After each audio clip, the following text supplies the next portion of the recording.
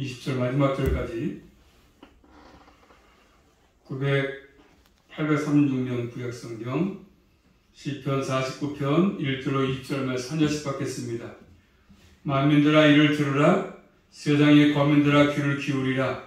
귀천 빈부를 물러나고 다 들을지어다. 내 입은 지혜를 말하겠고 내 마음은 명철을 묵상하리로다. 내가 비유에 내 귀를 기울이고 수금으로 나의 오묘한 말을 풀이로다. 죄악이 나를 따라 애오는 혼란의 날에 내가 어찌 두려워하랴. 재물을 의지하고 풍부함으로 자긍하는 자는 아무도 결코 그 형제를 구속하지 못하며 저를 위하여 하나님께 속전을 바치지도 못할 것은 저희 생명의 구속이 너무 귀하며 영영이 못할 것임이라. 저로 영존하여 썸을 보지 않게 못하리니 저가 보리로다. 지혜 있는 자도 죽고 우준하고 무지한 자도 같이 망하고 저희의 재물을 타인에게 끼치는도다. 저희의 속 생각에 그 지위 영영이 있고 그곳 저가 대대에 미치려 하여 그 전지를 자기 이름으로 칭하도다. 사람은 종기하나 장구치 못하며 멸망하는 짐승 같도다.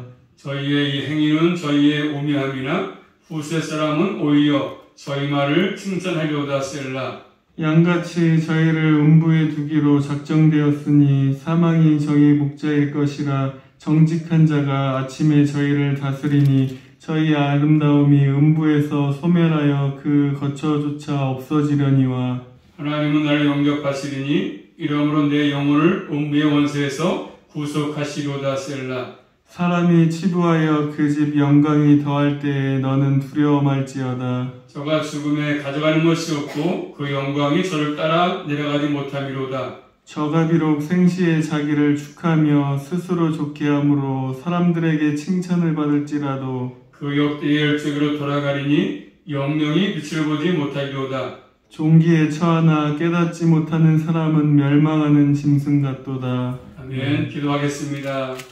살아계신 아버지 하나님 감사합니다. 한동안 동안도 사랑해 주셔서 또 저희들 주님의 은혜 가운데 살게 하시며 또 복된 시간을 켜주심으로 또 주 앞에 나와서 신령과 진정으로 예배하게 하시니 감사합니다. 예배를 헌명하시고 또 말씀으로 충만케 하셔서 한두간도 말씀이 힘이 되므로 우리 모두가 삶 현장에서 승리할 수 있도록 이 한 시간도 은혜로 충만하게 허락하여 주시옵소서. 예수 그리스도 이름으로 감사하며 기도 올리옵나이다.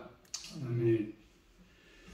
제목 따라하겠습니다. 무의미한 삶을 살아가는 사람들. 자, 표준에 보시면 시편 40편은 고라 자손의 시죠. 고라 자손 시입니다.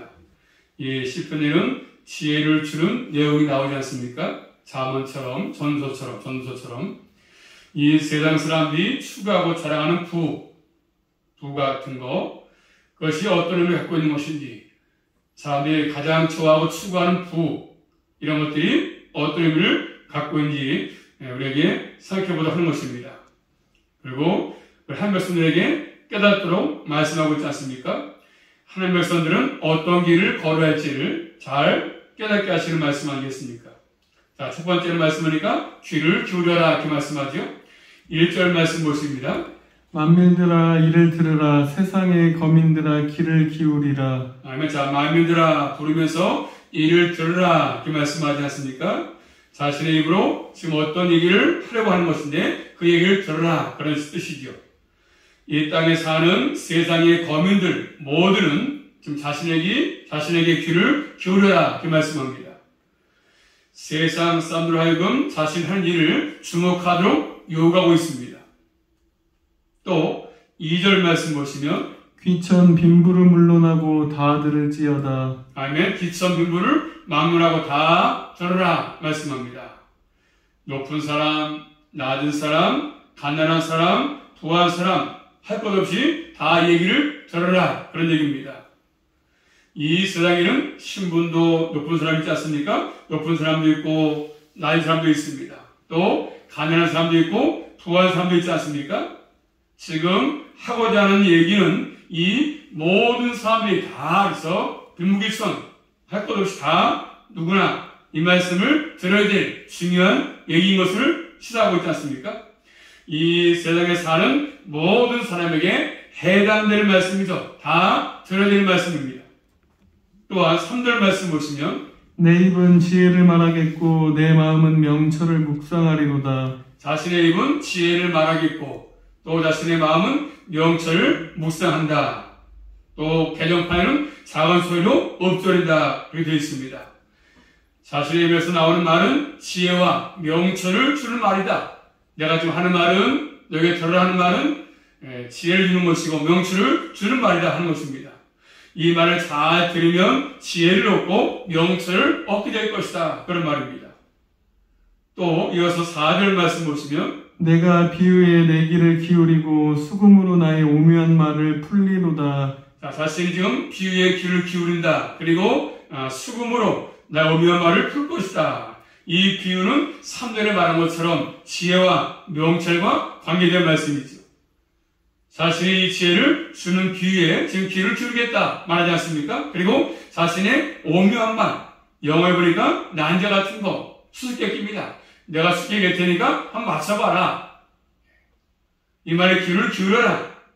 그래서 수수께끼를 내가 풀 것이니까 이 말을 잘 귀를 기울여라. 그런 뜻입니다. 본문의 시인은 사람들을 지금 지혜로 초대하고 있습니다. 지혜로.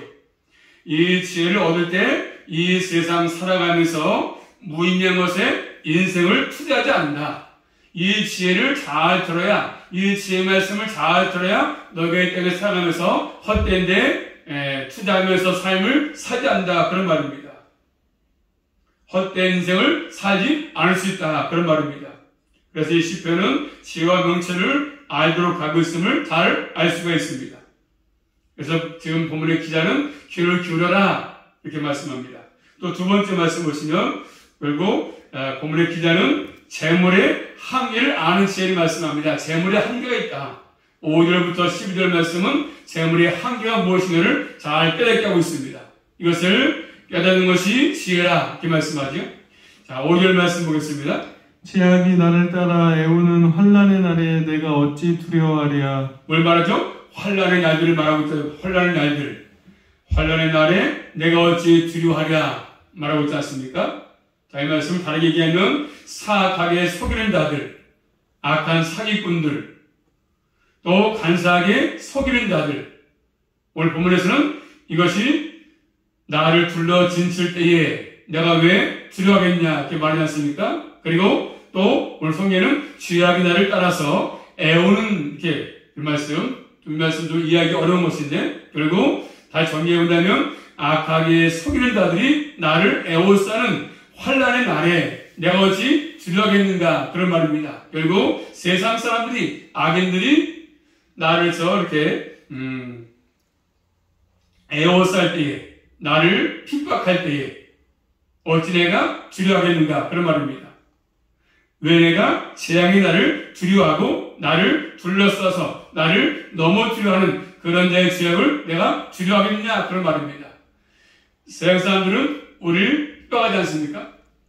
예수 믿는 핍박합니다. 아이 너 봐라 예수 믿어가면서 돈도 못 벌고 가난하게 살고 어렵지 않느냐 얘기합니다. 그런 세상 사람의 말 앞에서 나를 둘러싸서 넘어뜨려가는 그런 죄악된 말 앞에서 내가 그 죄악을 두려워하겠느냐 그런 말입니다.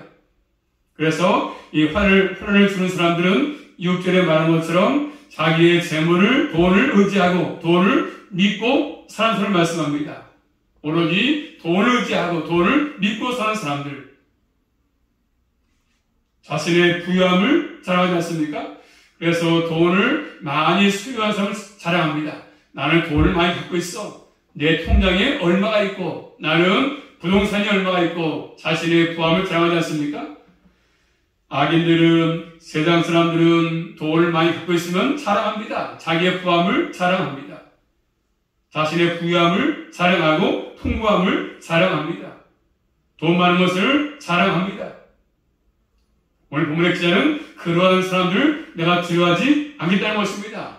돈 많은 사람들과 부럽지 않다. 그런 거 내가 두려워하지 않겠다는 것이지요. 우리 모두는 이런 돈 많은 사람들을, 돈을 의지하는 사람들을 부러워하지 말고 모든 것의 주인 되시는 하나님만을 두려워하시며 살아갈 수 있기를 주님의 이름으로 축복합니다. 악의 일을 두려워하지 말고 모든 걸 주관하시는 생명의 주인 되신 하나님을 두려워하고 사는 것들이 필요합니다. 원래는 마저에서 하나님을 두려워하지 않습니다. 어떤 권세를 두려워하고 물질 만상을 두려워하고 있지만 결국 하나님을 두려워하지 않습니다. 우리 모두는 다른 것 두려워하지 말고 하나님을 두려워하시며 살아갈 수 있기를 주님의 이름으로 축복합니다. 자, 오늘 말씀을 그 이유가 있습니다. 왜냐하면 아무리 돈이 많다 할지라도 그 부는 한계가 있어, 한계. 그리고 부유한 사람은 헛된 안전을 누리고 있습니다. 그들의 안전은 일시적인 일시적. 아무리 저 돈이 많아도 그런 모든 것들은 한계가 있습니다. 잠깐. 그래서 오늘 본 말씀 7절 말씀 보시면 아무도 결코 그 형체를 구속하지 못하며 저를 위하여 하나님께 속전을 바치지도 못할 것은 아멘. 아무도 돈으로 그래서 자신의 형제를 구속하지 못한다. 돈으로서 자기 형제를 구원하지 못한다. 구속하지 못한다. 그리고 그 형제를 속전을 하나님께 바치지 못한다 말씀합니다. 아무리 돈이 많이 있다 할지라도 자신이나 형제의 생명을 살 수가 없다고 말씀합니다. 하나님께 돈을 내가지고 생명을 살 수 없다고 말씀하십니다. 돈으로 사람을 죽음에서 구원할 수가 없다고 말씀하십니다. 부가 죽음을 막을 수가 없습니다. 아무리 돈이 많아도 죽음을 피할 수가 없습니다. 이것이 부의 한계입니다.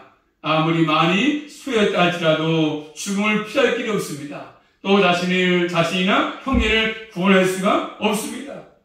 그래서 8절 말씀 보시면 저희 생명의 구속이 너무 귀하며 영영이 못할 것임이라. 그들의 생명을 구속하는 값이 너무나 엄청나기 때문에 영원히 마련하지 못한다 말씀하죠. 아무리 돈이 많아도 그 생명을 구속하는 것이 엄청나기 때문에 결국 할 수가 없다 그런 것이죠. 영원히 마련하지 못한다고 말씀합니다.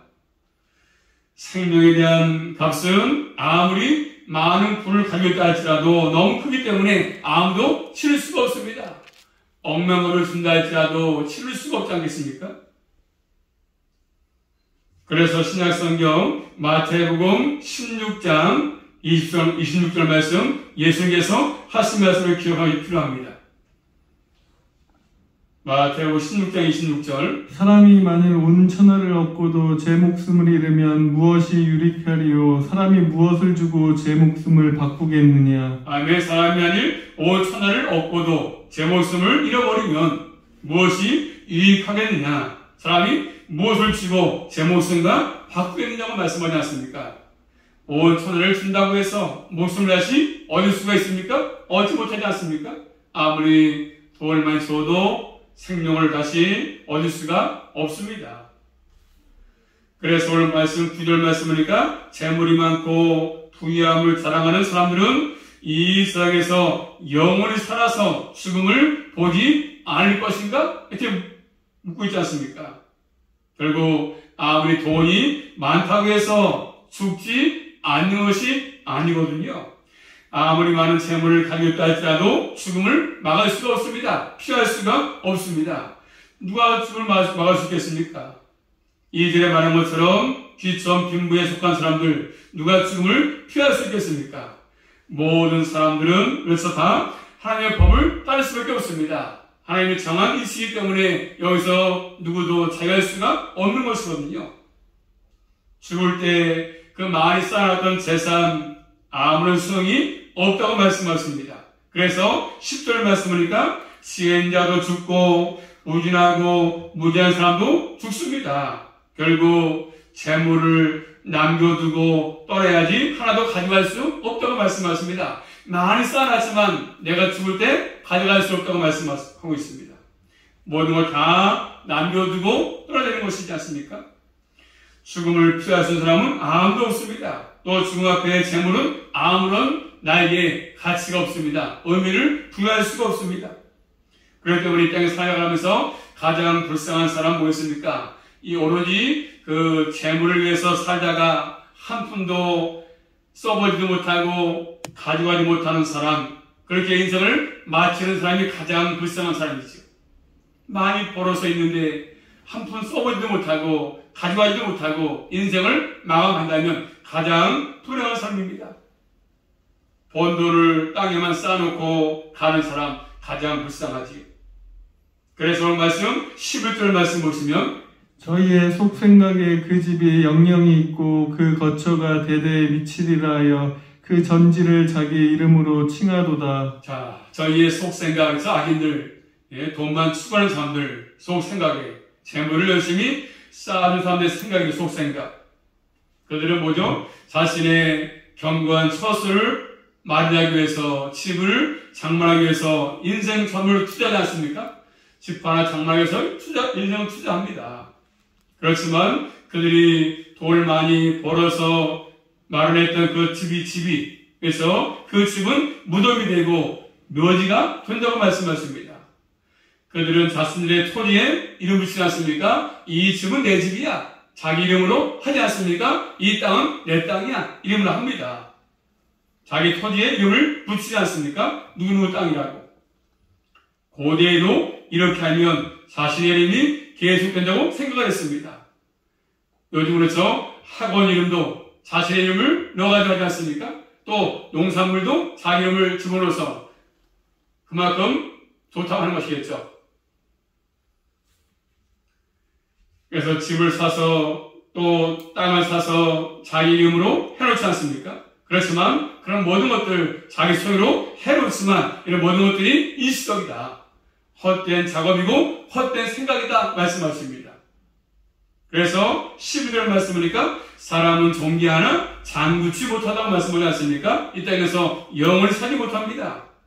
그러므로 멸망하는 짐승같이 죽을 것입니다. 동물들이 죽는 것을 보고 볼 수 있지 않습니까? 그처럼 사람도 다 죽을 것입니다. 그러므로 악인이 이 땅에서 번성할 수 있지만 죽음을 피할 수가 없지 않습니까? 이처럼 그 죽음을 보면서도 그 죽음의 의미를 모른다면 미련한 짐승 같다고 말씀하십니다. 한 사람이 죽을 때 그 죽음 보면서 죽음의 의미를 바르게 알지 못하고 살아간다면 자신은 이 땅에서 죽지 않고 영영히 살 수 있다. 그렇게 생각하고 인생을 살아간다면, 재물을 쌓아놓고 살아간다면 그 사람은 짐승과 다를 바가 없다고 말씀하십니다. 짐승의 죽음 보면서 그 죽음을 깨닫지 못한다고 한다면 짐승과 뭐 다르겠습니까? 한번쯤에서 생각해보라고 하는 것이죠. 그러므로 지혜가 있으면 이 재물과 중고의 관계를 바르게 깨달는 것이죠. 지혜가 있다고 한다면. 이것을 바르게 깨달으면 재물을 의지하는 어리석은 인생을 살아가지 않습니다. 그 다음에 세 번째입니다. 오늘 말씀하니까 하나님을 의지하는 삶을 말씀하고 의지하는 삶. 너희는 부를 의지하지 말고 재물을 의지하지 말고 그 모든 것들을 주시는 하나님을 의지하라고 말씀하십니다. 13절 말씀하니까 이것이 바로 어리석은 자의 길인데 저희의 말을 기뻐하는 자들, 즉 그들의 말을 다른 자들의 종말 아니겠습니까? 그 어리석은 자를 그래서 말을 좋아하고 기뻐하고 그래서 그들의 재물을 자신의 재물을 의지하고 부함을 자랑하는 사람들을 부러워하는 것입니다. 그들의 길을 쫓는 것입니다. 죽음이 있을 것임을, 죽음 앞에 그 재물의 무의미함을 바르게 깨닫지 못하는 것이지 않습니까? 재물 앞에서, 죽음 앞에서 재물을 많이 쌓아야 될 이유를 그래서 그들은 알지 못하는 것입니다. 그렇지만 또 많은 사람들은 그것을 옳다고 여기고 쫓아가지 않습니까?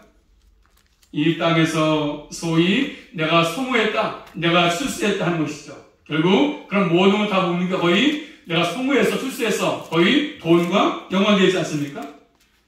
그래서 또 성공 철학을 얘기하죠. 성공 철학. 내가 이렇게 해서 성공했다, 내가 출세했다, 내가 돈을 많이 벌었다 얘기합니다. 그 철학을 얘기합니다. 그러면 사람들 또 뭘 듣고 야 그래 옳다 열심히 적고 그걸 따르지 않습니까? 그렇지만 그런 모든 것들이 다 어리석다 이렇게 얘기하고 있습니다. 이 땅에서 얻는 모든 것들, 예수님을 떠난 모든 것들 하나님을 떠난 모든 것들은 다 어리석다. 아무리 성공했고 출세했고 돈을 많이 번다 할지라도 다 그건 의미하다. 헛것이다. 이렇게 말씀하고 있습니다. 그래서 14절 말씀 보니까 이들은 양같이 음부에 두기로 작정했다고 말씀하지요. 결국 그들은 사망이 목자가 되어서 사망이 끌고 갑니다. 사망이. 그들을 인도합니다. 사망이. 자, 아침이 되면 정직한 자들이 그들을 다스린다고 말씀을 하십니까? 그들의 아름다움은 다 소멸되고 무덤이 그들의 거처가 된다. 거처. 그들의 아름다움 육체에 드러나지 않습니까? 육체에서. 이 모든 아름다움은 무덤에 묻히고 그 몸을 묻혀서 썩어질 것입니다. 무덤이 그들의 저택이 되는 것이죠. 이 땅에서 영광, 아름다움은 다 사라지고 말 것입니다. 그들의 삶은 부를 추구하는 삶은 결국 사망이 목자가 되어서 인도하는 사람 아니겠습니까? 우리가 이것을 알고 사는 게 지혜로운 사람 아니겠습니까? 누가 내 인생의 목자인가?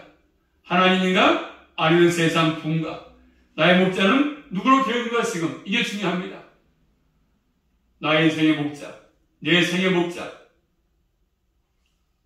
오늘 말씀 15절 말씀 보시면 하나님을 목자로 따르는 사람이 나오지 않습니까? 다시 볼까요? 15절 말씀 15절입니다. 시작. 하나님은 나를 영접하시리니 이러므로 내 영혼을 음부의 권세에서 구속하시리로다. 셀라. 아멘. 하나님을 목자로 사는 사람은 하나님이 그를 영접하겠다고 영접하신다고 말씀하십니다.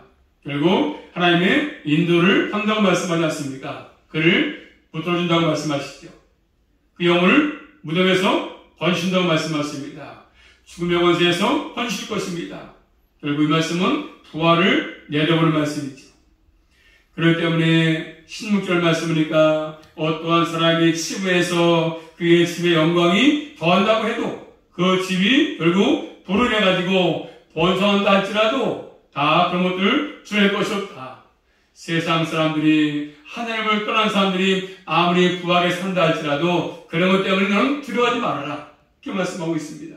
왜냐하면 17절 말씀 보시면 같이 볼까요? 17절 말씀 시작. 저가 죽음에 가져가는 것이 없고 그 영광이 저를 따라 내려가지 못함이로다. 저가 죽을 때 가져가는 것이 하나도 없다. 영광도 그를 따라가지 못한다고 말씀하십니다. 이 땅에서 추구했던 그 영광, 그를 따라갈 수가 없습니다. 아무리 인기가 좋고 영광이 있다 할지라도, 권세가 있다 할지라도, 아무리 돈이 많다 할지라도 따라갈 수가 없지요. 지금도 대를 이어서 영광을 누리는 사람들이 있지만 결국 하나님을 그 사람이 모른다고 한다면 죽어서는 아무런 의미가 없는 것이죠. 이 세상 사람을 박수같이 보내니 출세한 사람은 돈 많이 버는 사람이야. 박수치겠죠. 그렇지만 그 사람이 하나님을 섬기지 않는다면 그 아무리 그런 모든 것들이 의미가 없는 것이죠. 그래서 오늘 본 말씀 마지막 절 뭐라고 하는가? 마지막 절 같이 해볼까요? 시작. 종기에 처하나 깨닫지 못한 사람은 멸망하는 짐승 같다. 11절도 마찬가지 아니겠습니까? 사람에서 결국 장수를 못한다. 사람은 존귀하게 치유받았습니다. 그렇지만 깨닫지 못하면 멸망하는 짐승과 다를 바가 없습니다. 한마디 말해서 하나님을 떠나서 사는 삶은 결국 얼마나 사는 것이 무의미한지 그것을 깨닫게 하는 것이죠. 멸망하는 짐승 같다. 짐승 같다고 말씀합니다. 겉으로 볼 때는 사람같이 보이겠지만 결국 짐승과 다를 바가 없다는 것입니다.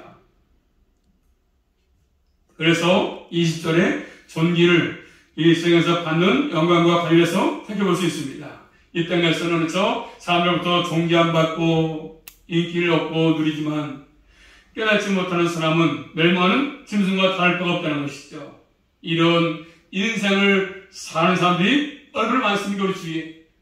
하나님을 모른 채, 신앙생활도 모른 채, 예배 생활도 모른 채 그저 시간 따라서, 세월 흐름 따라서 사는 사람들 많지 않습니까? 오로지 그 부를 추적하기 위해서, 그 돈을 많이 벌기 위해서 살아가는 사람들 많지 많아. 사람들은 그 사람을 좋아할지 모르겠지만 하나님께서 보실 때는 얼마나 어렵게 보이겠습니까? 우리 예수님도 그런 말씀했습니다. 자, 신약성경 누가복음 12장 다 찾아보고 있으면 한번 같이 읽게 말씀은 잘하신 말씀. 자, 자, 이 말씀하고 맞습니다. 누가복음 12장 13절부터 21절입니다. 누가복음 12장 13절로 21절 말씀 같이 보겠습니다. 한번 시작. 무리 중에 한 사람이 이르되 선생님 내 영을 명하여 유업을 나와 나누게 하소서 하니 이르시되 이 사람아 누가 나를 너희의 재판장이나 물건 나누는 자로 세웠느냐 하시고 저희에게 이르시되 삼가 모든 탐심을 물리치라 사람의 생명이 그 소유에 넉넉한 데 있지 아니하리라 하시고 또 비유로 저희에게 일러 가라사대 한 부자가 그 밭에 소출이 풍성함에 심중에 생각하여 가로되 내가 곡식 쌓아둘 곳이 없으니 어찌할까 하고 또 가로되 내가 이렇게 하리라 내 곡간을 헐고 더 크게 짓고 내 모든 곡식과 물건을 거기 쌓아두리라 또 내가 내 영혼에게 이르되 영혼아 여러 해 쓸 물건이 많이 쌓아두었으니 평안히 쉬고 먹고 마시고 즐거워하자 하리라 내 하나님이 이르시되 어리석은 자여 오늘 밤에 내 영혼을 도로 찾으리니 그러면 내 예비한 것이 네 것이 되겠느냐 하셨으니 자기를 위하여 재물을 쌓아두고 하나님께 대하여 부요치 못한 자가 이와 같으니라. 아멘. 그렇죠. 사람의 생명의 소유에서 넉넉하고 있지 않다고 말씀하지 않습니까? 곡식을 좀 많이 쌓아뒀지만 창고를 크게 지었지만 결국 그래서 평안히 먹고 마시고 사겠다고 생각하고 있었지만 생명의 주인이기 때문에 오늘 밤에 도르면 지금까지 쌓아놨던 모든 것들에서 그런 부한 것들 그런 모든 것들은 다 의미가 없다 어리석다 이렇게 말씀하고 있지 않습니까? 너무나 잘 하신 말씀이지 않습니까? 우리가 이 세상 살아가면서 우리가 돈을 벌지 않을 수 없다. 돈을 벌어야 됩니다. 벌기는. 그렇지만 결국 문제는 뭐였습니까? 돈을 의지하는 것이죠. 하나님보다 돈을 더 의지하는 것이고 그 돈의 액수가 나의 가치다 인생에 이렇게 생각하는 것입니다.